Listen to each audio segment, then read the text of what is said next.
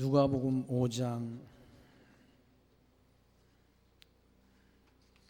1절 말씀부터 봅니다. 무리가 옹이하여 하나님의 말씀을 들을새 예수는 게네사렛 호숫가에 서서 호숫가에 두 배가 있는 것을 보시니 어부들은 배에서 나와서 그 물을 씻는지라. 예수께서 한 배에 오르시니 그 배는 시몬의 배라. 육지에서 조금 뛰기를 청하시고 앉으사 배에서 무리를 가르치더니 말씀을 마치시고 시몬에게 이르시되 깊은 데로 가서 그물을 내려 고기를 잡으라. 시몬이 대답하여 가로되 선생이여 우리들이 밤이 맞도록 수고를 하였을 때 얻은 것이 없지만은 말씀에 의지하여 내가 그물을 내리리다 하고 그리한즉 고기를 애운 것이 심히 많아 그물이 찢어지는지라. 이에 다른 배에 있는 동부를 손짓하여 와서 도와달라 하니 저희가 와서 두 배 채움에 잠기게 되었더라. 시몬 베드로가 이를 보고 예수의 무릎 아래 엎드려 가로되 주여 나를 떠나소서 나는 죄인이로소이다 하니 이는 자기와 및 함께 있는 모든 사람이 고기 잡힌 것을 인하여 놀라고 세베대의 아들로서 시몬의 동업자인 야고보와 요한도 놀랐습니다.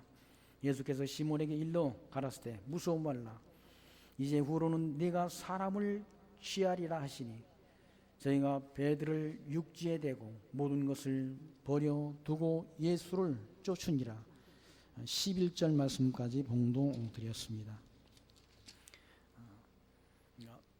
예수님께서 이와 같이 물고기 잡는 그런 표적, 이 표적을 통해서 예수가 하나님의 아들 그리스도이신 것을 제자들에게 증거해 주시는 말씀이 지금 봉독드린 말씀 가운데 기록되어 있습니다. 그러니까 아담 타락 이후에 모든 피조 세계의 인간들은 사실은 죄인으로 그렇게 출생을 하게 되는 것이죠. 사실 자기 죄가 뭔지도 알지 못하고 그렇게 살다가 죄 중에 살다가 그렇게 떠나가는 인생을 마감하는 그런 사람들도 많이 있지 않습니까?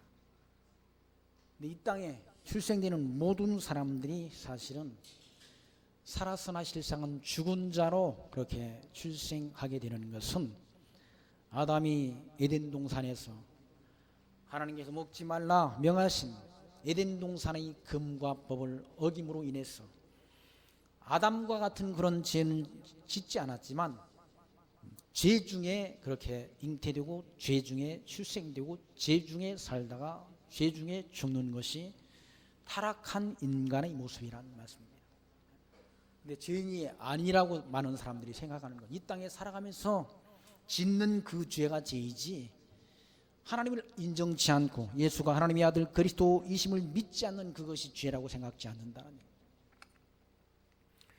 지난 주간에 어떤 저거 아는 그런 집사님인데 저쪽 다른 교회에 출석하는 분인데 그분이 그렇게 자기 자녀들하고 아들 둘 자녀들하고 가서 저녁 식사를 하면서 둘째 아들은 결혼을 해가지고 그렇게 살림을 따로 나서 사는데 교회 출석 잘하느냐고 물으니까 교회를 안 다닌다고 그러더라는 거예요. 그러면서 뭐 아담이 범죄했지 우리가 무슨 아담의 죄와 무슨 상관이 있느냐고 그런 말을 그 첫째 아들이 그렇게 했다고 그래요. 그래서 그 집사님이 깜짝 놀라가지고 그렇게 놀라서 참 신앙생활 믿음이라는 것이 그러니까 결혼하기 전에는 그렇게 같이 가족들과 결혼을 이제 교회를 출석했는데 결혼한 다음에는 이제 일일이 간섭을 못하니까 큰아들이 신앙을 지키지 못해가지고 그런 교회를 출석 안 하는 그런 모습 보면서 깜짝 놀랐다는 그런 말하면서 근데 둘째 아들은 그렇게 또 예수를 부모의 말을 또 잘 순종하고 교회 출석을 잘 한다고 그래요. 그래서 그 둘째 아들은 꼭 자기는 믿는 그런 처녀하고 결혼을 하겠다라고. 혹시라도 저보고 처녀를 아는 분이 있으면 소개를 해달라는 거예요. 우리 교회 처녀가 있어야지. 그래서 다른 큰 교회에 있는 뭐 아는 분한테 그렇게 소개를 할 수 있는 분이 있냐고 그랬더니 있다고 그래가지고 그래 뭐 지금은 중매도 아니고 그냥 전화번호를 일러줬습니다. 그 처녀가 전화번호를 그 남자분한테 일러줘도 좋겠냐니까 어제 문제를 보냈어요. 저한테 문자를 보내서 좋다고 알려주라고 그래서 소개를 잘 되면 뭐 양복은 못 얻어 입어도 밥 한 끼를 얻어 먹겠지. 그러니까 참 신앙을 지켜간다는 거, 그거 참 자기가 죄인이라는 사실을 알지 못하는 거, 인정치 않는 거. 아담과 같은 우리는 죄는 안 졌지 않습니다. 우리가 선악과를 먹은 바는 없다는 얘기예요. 그러나 로마서 이 말씀에서는 그렇게 말씀하잖아. 로마서 5장 12절에 그러므로 한 사람으로 말미암아 죄가 세상에 들어오고, 이 한 사람이란 누구를 가리키는 거야? 아담을 가리킨다.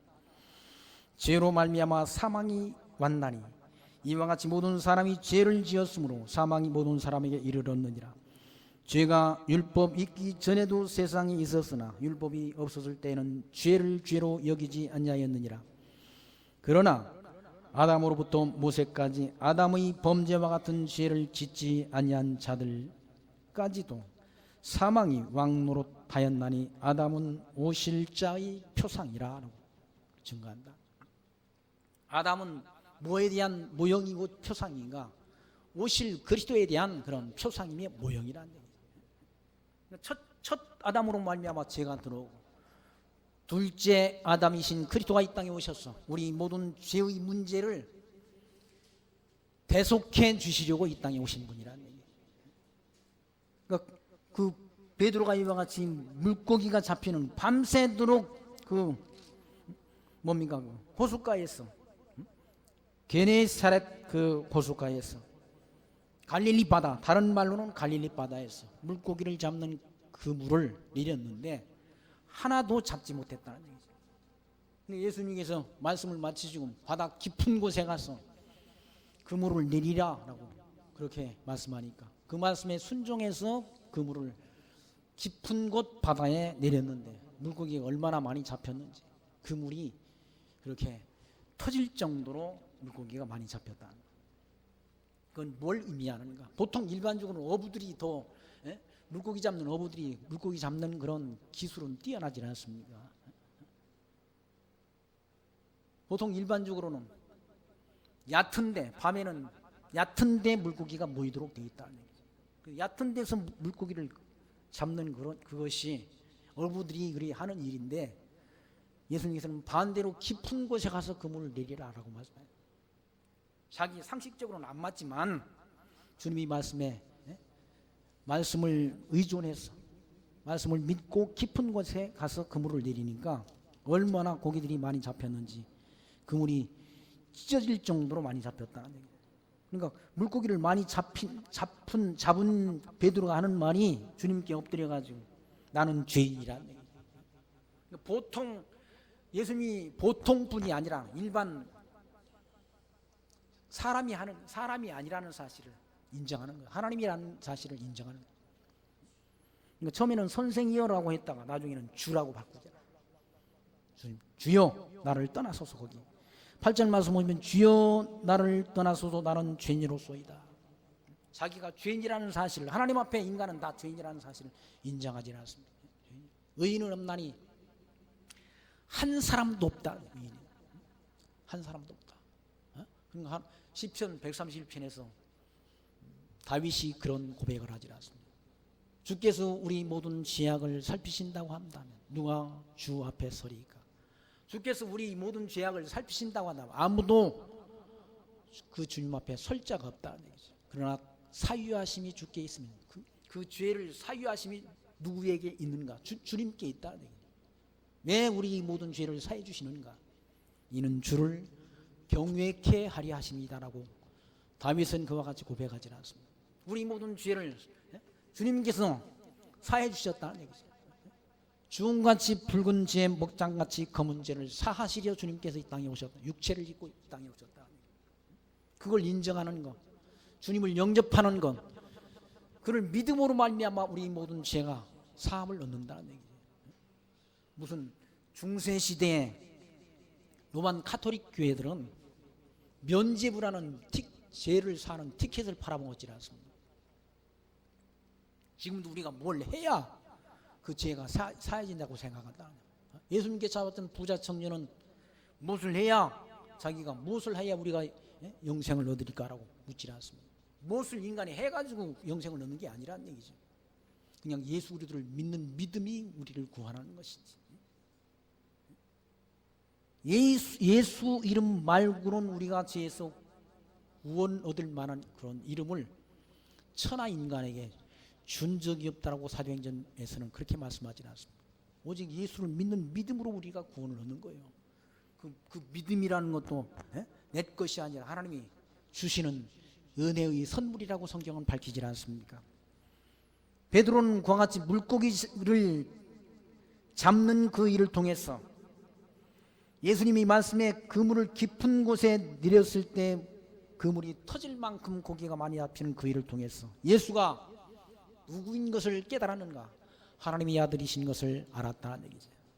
그래서 시몬 베드로가 8절 말씀에서 이를 보고, 물고기가 그와 같이 많이 잡히는 것을 보고 예수의 무릎 아래 엎드려서 가로되 주여 나를 떠나소서 나는 죄인이로소이다 하니 이는 자기와 및 함께 있는 모든 사람이 고기 잡힌 것을 인하여 놀랐다는 얘기죠. 보통 일반적으로는 그런 일이 없었다는 얘기죠. 깊은 곳에 그물을 내려가지고 물고기가 그와 같이 잡힌 일이, 베드로가 자기가 그물을 내린 이후에 그런 일은 없었다는 얘기죠. 그것 보니까 예수가 누구라는, 하나님의 아들이라는 사실을 알았다는 얘기죠. 그래서 모든 함께 있던 자들도 함께 놀랐다.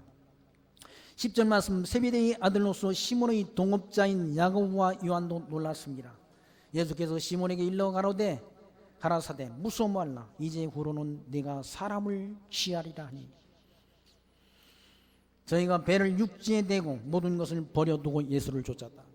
예수님이 그 권능을 보고 자기들이 모든 사업체, 물고기 잡는 그 업, 이런 사업체, 그물, 배 이런 것들을 다 버려두고 예수를 쫓았다. 예수님이 권능을 보고 후로는 물고기 잡는 그 어부들을 데려다가 주님께서 어떻게 쓰시느니가 사람을 낚는 어부가 되게 하신다. 그를 통해서 예수가 하나님의 아들 그리스도이심을 증거케 해서 베드로의 증거를 통해서 3,000명씩 회개하고 돌아오는 그런 놀라운 역사가 사도행전 말씀 가운데 기록되어 있지 않습니다. 사람 낚는 어부가 되게 하리라 한 그 말씀이 이루어진 성취된 일인 거죠. 그 일을 통해서 12절 말씀에서는 문둥병자를 깨끗게 하는 그런 표적을 보이시는 말씀이 12절 이하의 말씀 가운데 기록되어 있습니다. 예수께서 한 동네에 계실 때 온몸에 문둥병 들린 사람이 있어 예수를 보고 엎드려 구하여 가로되 주여 원하시면 나를 깨끗게 하실 수 있나이다 하니 예수께서 손을 내밀어 저에게 대시며 가라사대 내가 원하노니 깨끗함을 받으라 하신대 문둥병이 곧 떠나더라. 문둥병을 고치는 그런 능력, 병마를 주관하는 권세, 이것이 주님께 있다는 얘기죠. 구약시대에도 엘리사라는 선지자가 아람 나라 군대 장관 나만의 그런 문둥병을 고친 그런 역사가 있지 않습니까?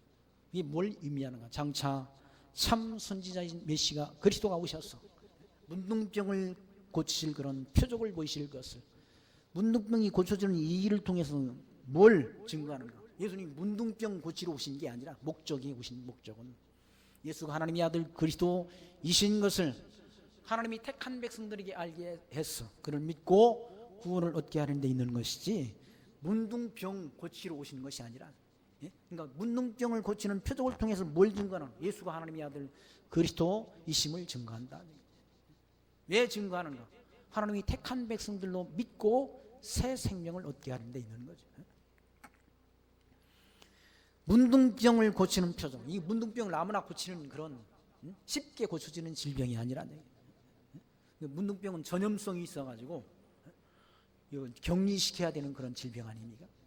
우리나라도 과거 옛날 제가 초등학교 다닐 때는 문둥병자들이 그냥 동네에 막 바보들어 다니고 그랬다. 그리고 우리 문둥병자를 보면 그냥 도망치느라고. 그거 전염병이 올라올까 봐서 도망쳤었는데 지금은 다 문둥병 저 서해안이 소록도라는 섬에다가 딱 격리시켜서 치료받고 보호받게 하지 않습니다. 그 불치병 한 번 걸리면 가족들과도 이와 격리돼야 하는 그런 불치병을 주님께서 이와 같이 말씀으로 깨끗함을 얻도록 그렇게 표적을 행하셨다는 얘기죠. 그리고 그 병을 고쳐주신 다음 그걸 다른 사람한테는 병이 고쳐졌다는 사실을 알리지 말아달라고 부탁하지 않습니다. 14절 말씀, 예수께서 저를 경계하시되 아무에게도 이르지 말고 가서 제사장에게 내 몸을 보이고 또 내 깨끗게 됨을 인하여 모세의 명한 대로 예물을 드려 저에게 증거하라 하셨더니 예수의 소문이 더욱 퍼지매 커다란 무리가 말씀도 듣고 자기 병도 나음을 얻고자 하여 모여오되 예수는 물러가사 한적한 곳에 기도하시니라 라는 말씀이죠. 예수님께서 병 고치러 오셨으면 병자들이 왔으면 병을 다 고쳐주면 될 것 아닙니까? 병 고쳐주는 일에 목적이 있다고 한다면 병 고쳐주면 되는데 예수님 피해가지고 한적한 곳에 그렇게 피하셨다는 얘기예요. 피하시고 거기서 기도하셨다. 하나님이 기도하셨다는 말, 하나님이 뜻을 이루려 뜻을 구했다는 말씀입니다. 예수님께서 오셔서 하신 일이 뭔가? 하나님이 뜻을 이루러 오신 분이에요. 하나님께서 구약 성경을 통해서 약속하신 약속을 이루러 오셨다. 약속을 이루는 것이 예수님께서 하시는 기도라는 얘기예요. 뜻이 하늘에서 이루는 것처럼 땅에서도 이루어지기를 기도하라라고 일러주셨지 않습니까? 그러니까 천지만물을 창조하기 전 하나님이 뜻이 정해졌다. 그 정하신 뜻이 이루어지도록 구하는 삶, 그것이 기도하는 삶이란. 예수님께서 많은 사람들을 다 병을 고쳐주고 하려고 오셨다고 한다면 다 고쳐줘서 다 구원을 이렇게 하면 될 거 아니에요. 그게 아니란 얘기죠. 구원 얻을 자만 예수를 믿고 구원 얻도록 되어 있는 것이. 복음 진리가 전파될 때 많은 사람들이 다 믿고 다 구원 얻는 게 아니란 얘기죠. 대한민국 땅에도 복음 진리가 전파된 지 130년이 넘었다는 얘기죠. 그럼 한국 사람들이 다 예수 믿습니까? 아니잖아요. 일부만 믿는다. 왜 그런가? 택한 백성에게만 구원이 복음이 전파되는 것이지 세상 모든 사람을 구원이 대상으로 삼지 않는다. 뭘 보면 알 수 있는가? 노아 홍수 때 수많은 사람들이 생육번성했는데 그 가운데 노아의 8식구만 하나님께서 구원 얻도록 역사하셨다는 말씀. 사도 베드로는 물의 심판으로 구원을 얻은 자가 겨우 8명 뿐이었다고 밝히지 않습니다. 리브가의 복 중에 에서와 야곱이 있는데 하나는 하나님이 버리시고 하나는 하나님이 택해서 구원한다. 그러니까 두 아들이 있는데 큰 아들은 아담의 죄가 나와 무슨 상관이 있냐고 아버지한테 따지고 둘째 아들은 나는 예수 믿는 처녀 아니면 결혼 안 하겠다라고 그런다는 얘기죠. 다른 거예요. 달라.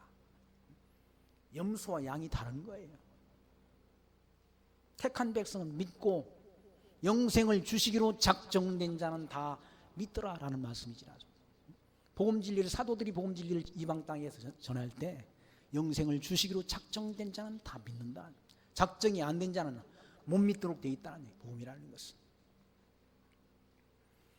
이 문둥병자의 표적을 통해서 예수와 하나님의 아들 그리스도이신 것을 알게 해서 하나님이 택한 백성으로 그를 메시아로 그리스도로 믿고 구원을 얻게 하려고 이런 표적을 행하신 말씀이 15절까지 말씀 가운데 기록되어 있습니다.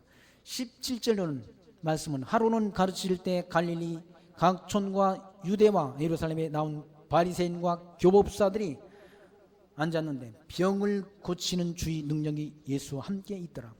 한 중풍병자를 사람들이 침상에 메고 와서 예수 앞에 들여놓고자 하였으나 무리 때문에 메고 들어갈 길을 얻지 못한지라 지붕에 올라가 기와를 벗기고 병자를 침상 채 무리 가운데로 예수 앞에 달아내리니 예수께서 저희 믿음을 보시고 이르시되 이 사람아 네 제사함을 받았느니라 하시니 서기관과 바리새인들이 의논하여 가로되 이 참남한 말을 하는 자가 누구니요 오직 하나님 외에 누가 능히 죄를 사하겠느냐라고. 왜 그 말씀 하셨는가? 22절 말씀. 예수께서 그 의논을 하시고 대답하여 가라사대 때 너희 마음에 무슨 의논을 하느냐? 내 제사함을 받았느니라 하는 말과 일어나 걸어가라 하는 말이 어느 것이 쉽겠느냐? 그러나 인자가 땅에서 죄를 사하는 권세가 있는 줄을 너희로 알게 하리라 하시고 중풍병자에게 말씀하시되 내가 네게 이르노니 일어나 내 침상을 가지고 집으로 가라 하시매 그 사람이 저희 앞에서 곧 일어나 그 누웠던 것을 가지고 하나님께 영광을 돌리며 자기 집으로 돌아가니 모든 사람이 놀라 하나님께 영광을 돌리며 심히 두려워하여 가로되 오늘날 우리가 기이한 일을 보았다 하니라. 중풍병자에게 말씀하니까 그 중풍병자가 일어나 걸어갔다. 그리고 그 중풍병자에게 뭐라고 말씀했는가? 주님께서 네 제사함을 받았느니라. 무슨 말씀? 예수님께서 하나님이 택한 백성들이 제사함을 얻게 하려고 죄를 사는 그런 권세가 주님께 있다는 사실을 알게 하시기 위한 표적인 거죠. 예수님께서는 하나님이 택한 백성들이 죄의 짐을 지고 이 땅에 오시는 거예요. 짊어지고 오셨다. 그래서 예수님을 증거했던 세리요한이 예수님에게 대해서 뭐라고 증거했는가? 보라, 세상 죄를 지고 가는 하나님이 어린 양이라고 증거했다. 우리가 구원을 얻은 것은 예수가 하나님의 아들 그리스도이심을 믿는 그 믿음으로 말미암아 우리가 구원을 얻는다. 그런 죄를 할 수 있는 그런 능력이 주님께 있다. 주님께. 내가 무슨 공동을 쌓아서 내가 선한 일을 해서 우리가 구원을 얻는 게 아니라 예수가 하나님의 아들 그리스도이신 것을 믿는 믿음으로 말미암아 우리가 구원을 얻는다. 그 하나님이 택한 백성들이 죄를 사는 권세가 누구한테 있는가? 주님께 있다. 중풍병자에게 일어나 그냥 걸어가라는 말보다는 네 제사함을 받았느니라 그 말이 더 어려운 말이란 말씀 아닙니까? 그러나 왜 주님께서 그 말을 하시는가? 굳이 죄를 사는 그런 권능이 주님께 있다는 사실을 알게 하시죠. 그렇게 말씀하니까 서기관과 바리새인들이 의논해 이 참담한 말을 한다. 이 아주 건방지고 할 수 없는 말을 한다 사람이. 그러면서 오직 하나님 외에 누가 능히 죄를 사겠느냐? 예수가 누굽니까? 예수는 하나님 아니십니까?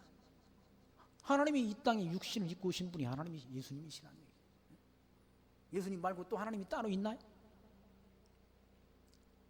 골로새서 1장 말씀 보시면 다 그와 같이 기록되어 있지 않습니까? 한번 골로새서 1장 말씀 보시죠. 골로새서 1장 말씀 같이 보겠습니다.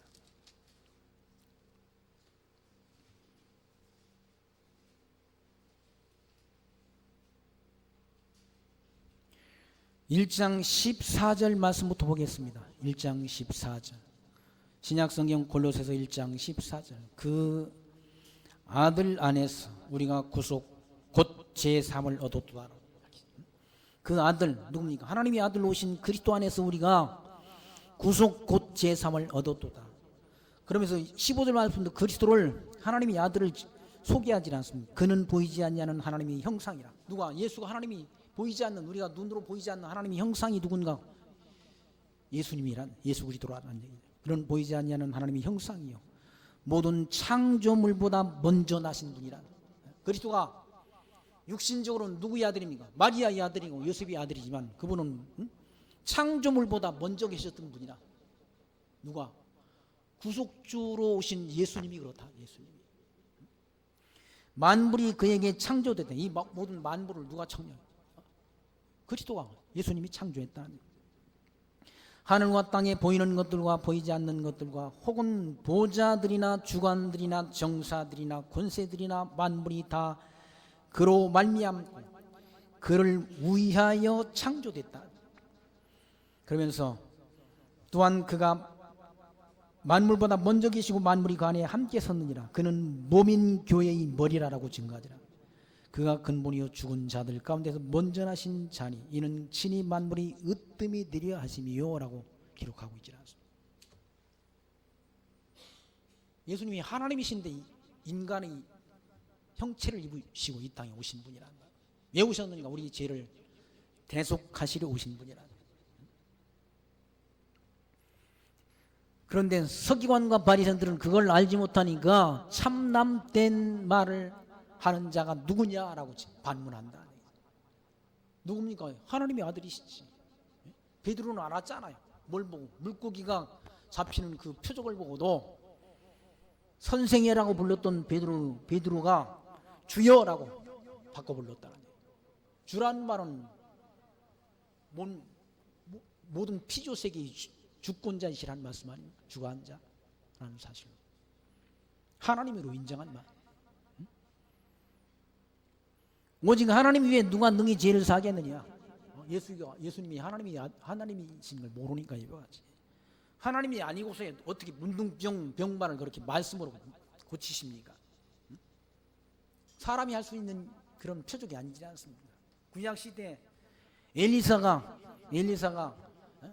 나만 장군이 그런 문둥병을 고쳤지만 자기 능력으로 고친 게 아니잖아. 하나님께서 고치신 것이지. 엘리사가 한 말은 요단강에 가서 7번 몸을 담그라 한 말밖에 없어요. 그 병이 치료된 역사는 누구의 능력으로? 하나님의 능력으로 되는 것이지.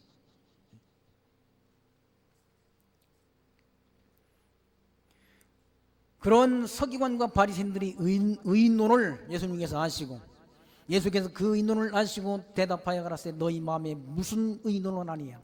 그들이 하는 그 마음이 그 의인론까지도 예수님께서 다 하신다는 얘기죠.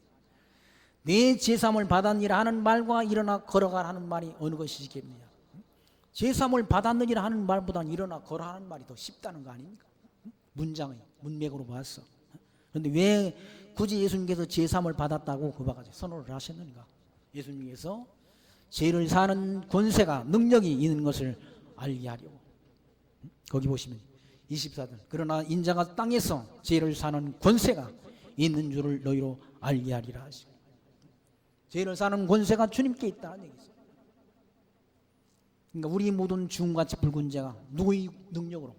주님의 보혈로 다 흰눈처럼 양털처럼 깨끗하게 된다는 얘기죠. 그래서 우리가 주를 믿고 그의 구원의 은혜를 찬송하는 것 아니겠습니까?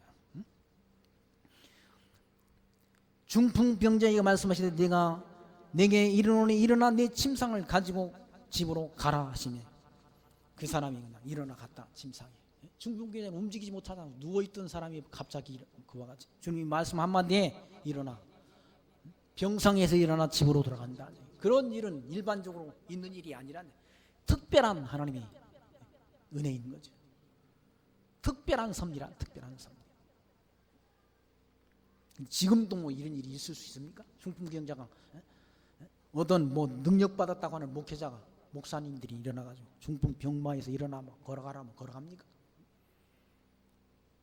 저는 집사 때 그때 제가 집사할 때는 부흥회를 교회들 많이 했는데 이름도 안 잊어버려. 진덕영 목사라는 분이 와가지고 그 사람은 중풍자는 고사하고 눈먼 사람을 다 데리고라고 그러더라고. 나 아는 사람이 눈먼 사람이 없었는데 동네 우리 아파트에 사는 그런 혼자 사시는 그 성도님이지 집사님도 아니고 성도님인데 그런 광고 교회에서 그냥 광고를 했어. 광고 병자 다 데리고라고. 그분이 와가지고 부흥회 하는 내내 기도를 해달라고 안수 기도를 받고 싶어 기도를 해달라고 그러는 끝내 그분이 기도를 안 해주고 가더라고요. 왜 안 했을까 생각해 보니까 못 고치니까 안 해준 거지.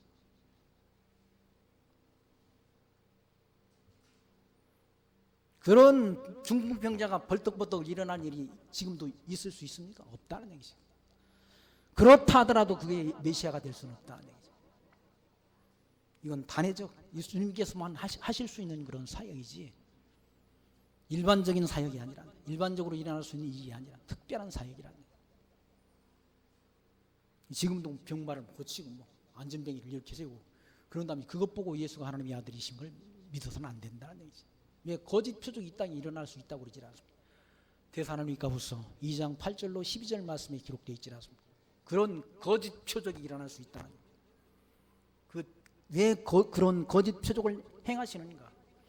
진리를 믿지 않고 거짓 것을 좋아하는 모든 자로 심판을 받게 하려고 그런 거짓 표적을 행하게 하신다라고 그렇게 데살로니가 후서 2장 8절로 12절 말씀에서 사도 바울은 증거하지 않습니다.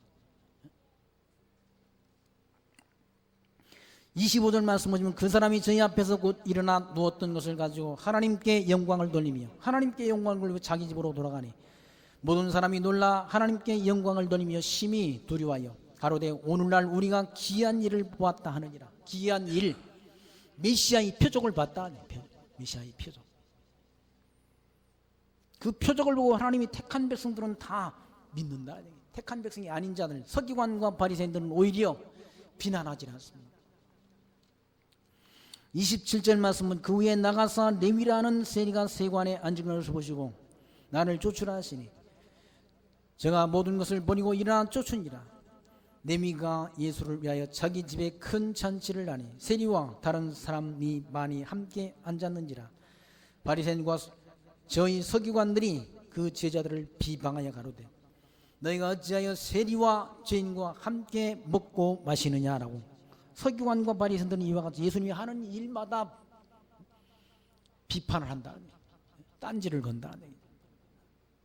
그러면서 죄인과 어찌 함께 먹고 마시느냐라고. 자기들은 의인이라는 거예요. 서기관과 바리새인들은. 율법을 지켜서 의인이 될 수 있습니까? 율법을 지켜 의롭다함을 얻을 육체가 없다라고 성경은 말씀하는데 이 사람들은 율법을 준수하는 사람들, 서기관과 바리새인들은. 그러니까 세리마태, 세리 이런 사람들은 다 죄인으로 취급해 버린다. 상대를 안 한다는 얘기죠. 그런데 너희들은 왜 죄인과 함께, 세리와 죄인과 함께 먹고 마시느냐? 세금을 거두는 사람들이 왜 죄인으로 취급했는가? 로마 정부로부터 세금, 일정한 세금을 거둬서 그와 같이 그렇게 거둬서 내는 그런 일을 담당했던 사람들이 세리인데 이 사람들이 거둬야 될 세금 이상의 분량을 거둬가지고 다 자기들이 착복한다는 얘기죠. 그래서 일반인들이 다 세리들을 향해서 죄인처럼 그렇게 취급한다는 얘기죠. 지금은 옛날 우리나라로 말하면 친일파, 친노마파, 노마의 앞잡이가 돼가지고 백성들을 늑탈하는 사람들이 세리라는 얘기죠. 그래서 세리를 죄인처럼 취급한다는 얘기죠. 어찌하여 세리와 죄인과 함께 먹고 마시느냐? 예수께서 대답하여 가라사대 때 건강한 자에게는 의원이 쓸데없고 병든 자에게 쓸데있다. 아니 건강한 사람이 무슨 병원에 갈 필요가 있습니까? 의원이 쓸데없다니. 아무리 명의라 하더라도 건강한 사람들이 아무 의미 없는 거예요. 참 우리나라는 좋은 나라야. 보니까 오늘 아침에 우체통에 보니까 다 건강보험, 건강 뭐 다 체크하라고 또 암을 다 진료받으라고 두껍게 막 소개를 해가지고 병원에 가서 언제 병원에 가는 것이 제일 좋은가 막 그런 것까지 다 써가지고 참 옛날에는 다 병원 한 번 가보지 못하고 세상을 뜬 분들이 많은데 요즘은 너무 그렇게 정부에서 얼마나 국민들을 배려하는지 관심을 가지는지 꼭 가서 뭡니까 병원에 진료를 하라고. 아니, 우리 집사람이 몇 번 안 갔더니 나한테 막 문자를 보내가지고 꼭 또 치료를 검진을 받도록 하라고 나를 귀찮게 하더라고. 보니까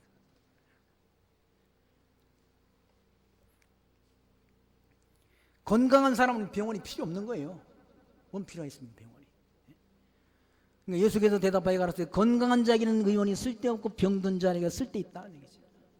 자기가 죄 없다고 생각하는 자들은 주님이 필요 있습니까? 없다는 얘기지. 아담의 죄가 나와 무슨 상관이야 하는 사람들은 주님과 관계없는 사람들이라는 얘기예요. 아담의 죄가 다 우리에게 다 전가됐어. 아담의 죄악된 피가 우리에게 다 흘렀어. 똑같은 아담과 같은 범죄를 저지르지 않았지만 사망이 왕노릇했다라고 사도 바울이 나와서 이 말씀을 통해 증거하지 않습니다. 자기가 죄 없다고 생각하는 사람이 주님과 무슨 관계가 있습니까? 필요 없다는 얘기죠. 건강한 사람이에게 병원이 의사가 필요 없는 것처럼 자기가 죄 없다고 생각하는 사람은 주님과 필요 없다, 관계 없다, 기독교와 관계 없다는 얘기죠. 32절 말씀 내가 의인을 부르러 온 것이 아니오 죄인을 불러 회개시키러 왔다라고 말씀하잖아. 주님께서는 이 땅에 오신 것은 의인을 부르러 온 것이 아니요 죄인을 불러 회개시키려 왔다. 죄인을 불러 누구에게로 회개시키려? 그리스도에게로, 구속주로 오신 그리스도에게로 회개시키러 왔다. 돌이키게 하려고 오셨다는 얘기죠. 저희가 예수께 말하되 요한의 제자는 자주 금식하며 기도하고 바리새인들이 제자들도 또한 그리하되 당신의 제자들은 먹고 마시나이다라고 기회 있을 때마다 예수님을 이와 같이 비난하고 책잡질하십니다. 요한의 제자들은 다 금식하는 당신의 제자들은 왜 밥도 금식 안 하느냐라고 그렇게 다그친다. 예수께서 저희에게 이르시되 혼인집 손님들이 신랑과 함께 있을 때 너희가 그 손님으로 금식하게 할 수 있느냐라고 반문한다. 혼인집 손님들, 주님께서 신랑 되신 주님께서 이 땅에 오셨다. 그런데 신부로 선택함을 받은 제자들이 금식할 필요 있느냐는 얘기죠. 신랑과 함께 있으면서 결혼식 날 금식할 이유 있습니까? 결혼식 날 기쁜 날인데, 먹고 마시며 즐기는 날이 결혼식인데, 주님께서 이 땅에 오셨는데, 혼인집 신랑 되신 주님께서 오셨는데 그 신부된 제자들이 함께 금식할 필요 있느냐라는 뜻에서 이 말씀을 하시는 것이죠. 신랑과 함께 있을 때 너희가 그 손님으로 금식하게 할 수 있느냐? 그러나 그날에 이르러 저희가 신랑을 빼앗기리니 그날에는 금식하니라. 신랑을 뺏길 때가 있다는. 언제 뺏기는가? 예수님 골고다 언덕에서 십자가 못 박힐 때 신랑을 뺏긴 것 아니에요? 로마 군병들에게 신랑을 뺏길 때가 있다는 얘기죠. 그때는 금식한다는 얘기죠. 그러니까 밥이나 굶는 차원의 금식이 아니라 마음을 찢고 애통하는 그 금식을 하도록 되어 있다는 얘기죠. 신랑 되신 주님께서 본디온 빌라도에게 잡히셔서 골고다 언덕에서 십자가에 못 박히실 그때는 제자들이 다 금식한다. 주님과 함께 다닐 때 왜 제자들이 금식해야 될 필요가 있느냐라는. 구약의 모든 금식들이 장차 오실 그리스도가 이루실 참 금식에 대한 하나의 예언적 의미가 담겨 있는 것이죠. 금식이라는 말은 자기 죄를 깨닫고 그렇게 하나님 앞에 자복하는 차원에서 금식했다는 얘기죠. 그런 구약의 율법적인 금식은 장차 그리스도가 오셔서 이루실 참 금식에 대한 예언적 의미가 담겨 있다. 주님께서는 이 땅에 오셔서 3일 동안 무덤에 묻히셔서 아무것도 잡수시지 않았다. 그게 구약 성경의 그런 모형적인 율법적인 금식을 완전하게 이룬 금식이라는 얘기죠. 근데 혼인집이 그런 결혼식 날 신랑과 함께 있는 그런 손님들이 금식할 필요 있느냐라는 말이죠. 주님이 지금 이 땅에 살아계셔서 천국 복음을 전파하고 있는데 그와 함께한 자들이 금식할 필요 있겠느냐. 그러나 거기 35절 그러나 그날에 이르는 그날이 언제인가? 주님께서 고난받으시고 십자가에 못 박히시는 그때 그날에 이르러 저희가 신랑을 뺏긴다는 얘기예요. 신랑. 그리스도를 뺏긴다는 얘기예요. 로마 군병들이 잡아갔잖아요. 예수님을 잡아갔어. 뺏긴다는 얘기예요. 그날에는 금식한다. 또 비유로 하여 이르시되 새 옷에서 한 조각을 찍어 낡은 옷에 붙이는 자가 없나니 만일 그렇게 하면 새 옷을 찢을 뿐이요 새 옷에서 찢은 조각이 낡은 것에 합하지 않냐리라 라고 말씀하더라. 새 포도주를 낡은 가죽 부대에 넣는 자가 없나니 만일 그렇게 하면 새 포도주가 부대를 떠뜨려 포도주가 쏟아지고 부대도 버리게 되리라. 새 포도주는 새 부대에 넣어야 할 것이니라 라고 말씀하더라. 새 포도주는 뭘 말하는가? 복음을 가리킨다는 얘기죠. 그럼 뭡니까 거기? 생배조각도 사실은 복음을 가리키는 것이고 낡은 옷은 율법이라는 얘기죠. 구약의 모든 율법이 뭘 의미하는가? 장차 오실 그리스도를 증거한다. 율법은 그리스도를 증거하는 것으로 그 사명이 끝이라는 얘기죠. 그 기능이 끝이 난다는 얘기죠. 예수님께서 모세의 율법과 선지자의 글과 시편이 나를 가리켜 증거한 것이로다라고 말씀했지 않습니까? 율법을 지켜서 구원을 얻게 하려고 주신 것이 아니라 율법이 증거하는 것은 뭘 증거하는가? 장차 오실 그리스도를 증거한 거라. 그런데 바리새인들은 율법을 준수한 자들이니까 자꾸만 율법을 강조한다. 율법을 지켜야 의롭다함을 얻는다라는 거. 그런 잘못된 그런 율법관을 가지고 있다는 거예요. 그래서 저 이스라엘 백성들이 지금도 율법을 지키지 않습니다. 그래서 금요일 날 6시부터는 뭡니까? 불도 안 켜고 이렇게 껌껌한 데 있다고 그러지 않습니다. 손 하나 까딱 안 한다. 그 다음 날까지. 만약에 뭐 전등을 켜놨으면 전등 끄지도 못한다는 거예요. 율법을 지켜야 되니까. 전쟁을 하다가도 칼에 맞아 죽을 전쟁을 쉬어야 된다는 얘기죠. 그래서 복음서의 말씀 가운데 예루살렘 환난, 그 환난이 안식일에나 겨울에 나지 않도록 기도하라고 주님께서 일러준 말씀이지라. 왜 안식일 날 유대인들은 도망도 못 친다. 그냥 죽으면 죽었지 앉아서 죽는다는 얘기. 그럴 정도로 철저한 율법주의자. 그러니까 우유를 먹는 그릇을 씻는 그런 뭡니까? 그런 그릇과 고기를 삶아 먹은 그릇을 씻는 그릇도 따로 사용한다고 그러지 않습니까? 그 정도로 철저한 율법을 지킨다.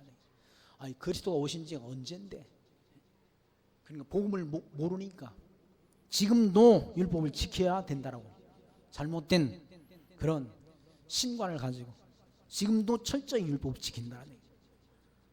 지금도 우리나라도 그런 교단이 있잖아. 안식일을 지키는 그런 교단들. 제7일 예수 재림교라는 그런 안식일 교단이 있다는. 그 사람들은 토요일 날 안식일이라고 토요일 날 지키잖아. 그리고 고기도 안 먹잖아, 그 사람. 고기도 안 먹어가지고 얼마나 고기를 먹고 싶으면 두부로 그 사람들이 하는 식당에는 두부로 고기를 만들어가지고 두부 고기를 만들어가지고 먹는다. 율법이 빠지게 되면 한번 율법주의에 그렇게 빠져들게 되면 자기들이 율법을 지켜야 된다는 그런 어떤 의식 가운데 율법 요구를 그리스도가 다 이루었다. 예수님께서 십자가에 달려 죽으실 때 다 이루었다. 뭘 이뤘다는 말입니다. 구약의 율법 요구를 다 이뤘다는 말씀입니다. 그 율법 요구를 다 이루신 예수가 하나님의 아들 그리스도이심을 믿는 그 믿음 가지고 우리가 구원을 얻는데 그런 복음을 알지 못하니까 이 서기관과 바리새인들 이 사람들은 율법만을 강조한다. 금식해야 된다라고 말하고. 그래서 예수님께서 이와 같이 알아듣지 못하는 그들에게는 비유로 말씀한다. 비유로 하여 이르시되 새 옷에서 한 조각을 찍어 낡은 옷에 붙이는 자가 없다. 율법 복음을 갖다가 율법에 갖다 붙이는 자가 없다.